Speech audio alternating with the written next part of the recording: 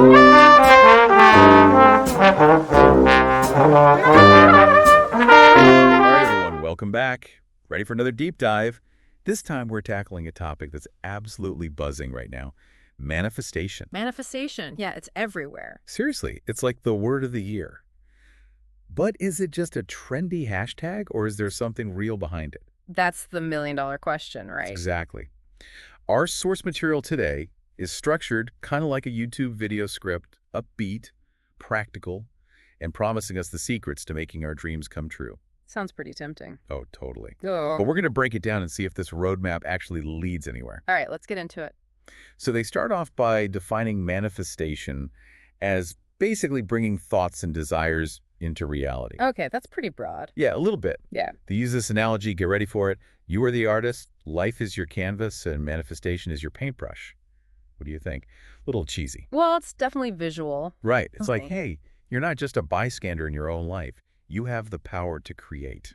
That's a powerful idea for sure. It is. But then it also makes me think, if I just visualize $1 million really hard, will just appear in my bank account. Ah, the lottery ticket manifestation method. Right. Like, can I just manifest my way to winning the jackpot?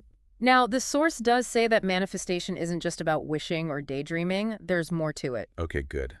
Because I was getting a little worried there. It's about aligning your thoughts, your emotions, and your actions with your goals. Like, think about it this way.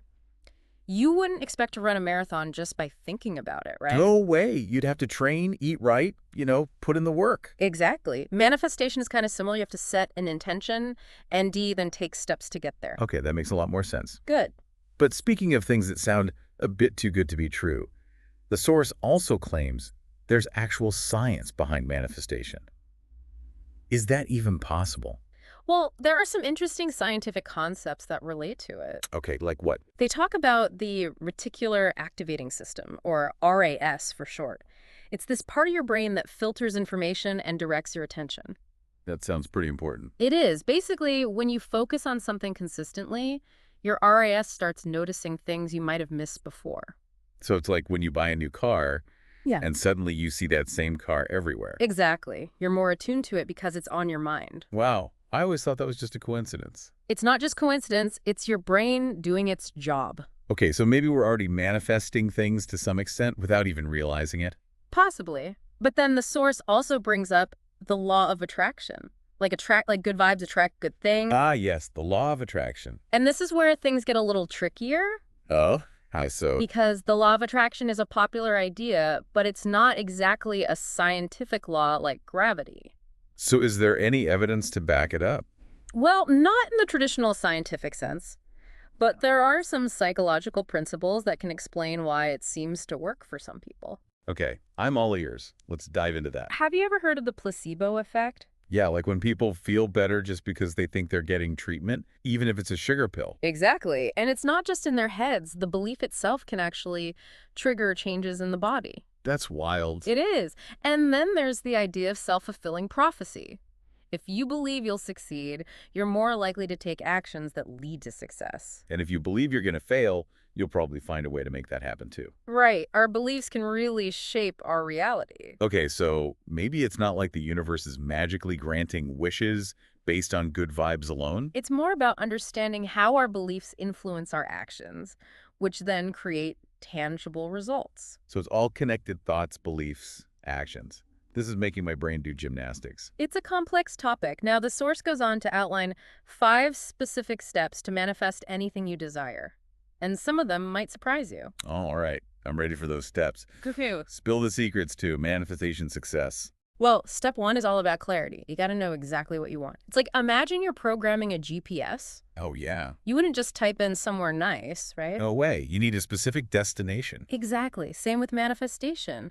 Vague wishes for happiness or success won't cut it. So we got to get specific. Write it down, maybe. The source actually suggests all sorts of things: journaling, vision boards, even visualization exercises. Ooh, vision boards. Those are fun. Right. The idea is to make your vision as vivid and detailed as possible. I feel like the more real it feels, the more motivated you'd be to actually make it happen. Exactly. It's like you're creating a blueprint for your dream life. Okay, I'm digging this. But what about, like, self-doubt, that little voice that's like, nah, you can't do that? Ah, those pesky limiting beliefs. That's step 2, believing it's possible. Easier said than done Yeah, sometimes. for sure. The source says fear, and those limiting beliefs are like major roadblocks on your manifestation journey. They're like those speed bumps that jolt you out of nowhere. Perfect analogy. So how do we smooth out the road? Yeah, how do we get rid of those bumps? Well, they suggest things like affirmations, positive self-talk, basically rewiring your brain. So instead of saying, I'll never afford that house, it's more like, I'm attracting abundance, and that house is mine. You got it. It's about consciously shifting your thoughts to align with your desires. But isn't that like kind of tricking yourself? What if you're not actually capable of those things? It's not about pretending everything's perfect or ignoring the challenges. It's about understanding that our beliefs really do influence our reality. Right, like that self-fulfilling prophecy thing we were talking about. Exactly. If you keep telling yourself you're not good enough, you might actually sabotage your own success. But if you start believing in your potential, you might surprise yourself. Exactly. It's about focusing on possibilities, not limitations. Okay, I like that. So we've got clarity, belief. What's next? How do we actually align our energy with our desires? That's step 3. It's about cultivating those feelings, like you've already achieved your goal. Wait, so like faking it till you make it? Kinda. The source talks about gratitude, staying positive, and really immersing yourself in those emotions. Oh, I get it. Like, how would you feel if your dream already came true? Happy, excited, grateful. Exactly. And there's even some science behind this. Studies have shown that when athletes visualize themselves winning, their brains actually fire in similar patterns as if they were physically performing the action. Whoa, so our brains can't tell the difference between real and imagined. Pretty amazing, right? Yeah. And think about how emotions influence actions. When you feel joyful, optimistic, you're going to act differently. Yeah, you're more confident, more open to opportunities.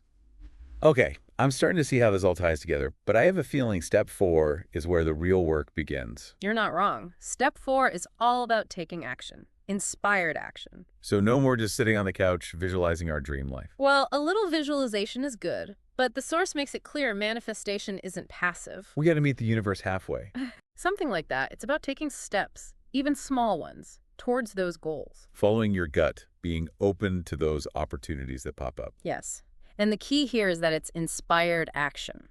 Okay, what's the difference between like regular action and inspired action? It's got to come from a place of alignment with your desires, like trusting your gut feeling, taking steps that feel good, not forced. It's like you're following an inner compass guiding you towards those goals. Exactly. But I know it takes a lot of faith, especially when you're not sure what the next step should be. That's where step 5 comes in, right? You got it. The final piece of the puzzle. All right, lay it on me. What's this mysterious step 5?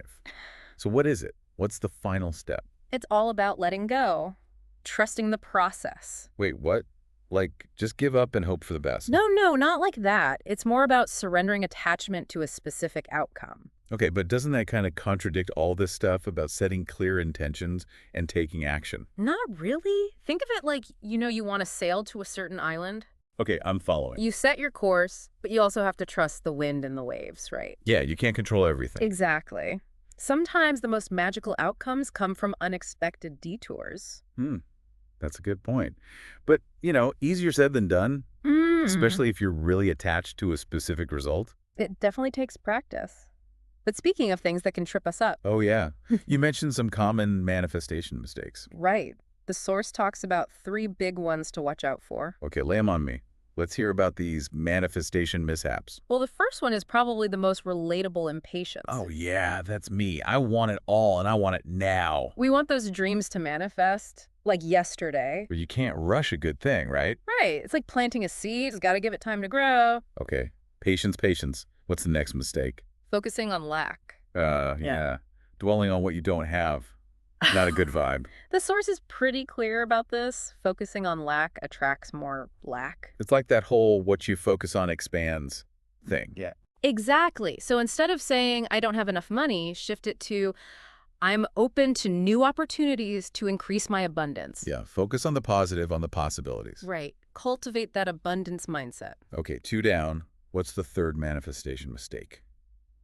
Not taking action. Wait, seriously, I thought that was the whole point. Action is crucial.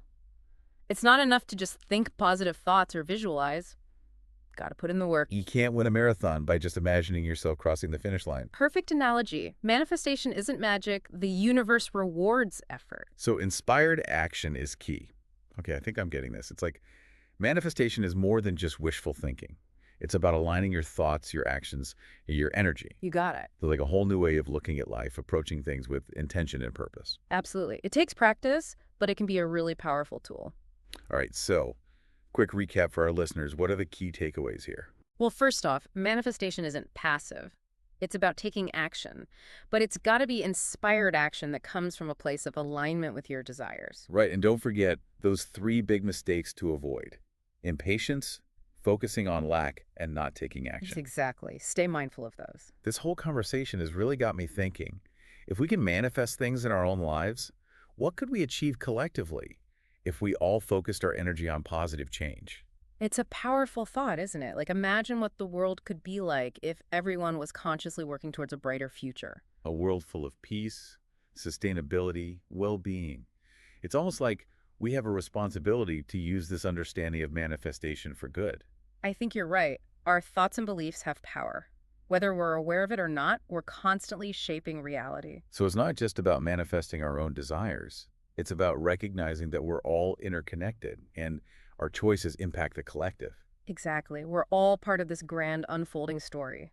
Wow, we started with a simple YouTube video script, and now we're talking about the fate of humanity. That's the beauty of a good deep dive. You never know where it'll take you. Well, this has been an amazing conversation. I hope our listeners are feeling inspired and ready to start manifesting some positive change in their own lives. I hope so too. It's all about taking those first steps, believing in yourself, and trusting the journey. So to our listeners, keep dreaming big and stay curious. We'll see you next time for another deep dive into the fascinating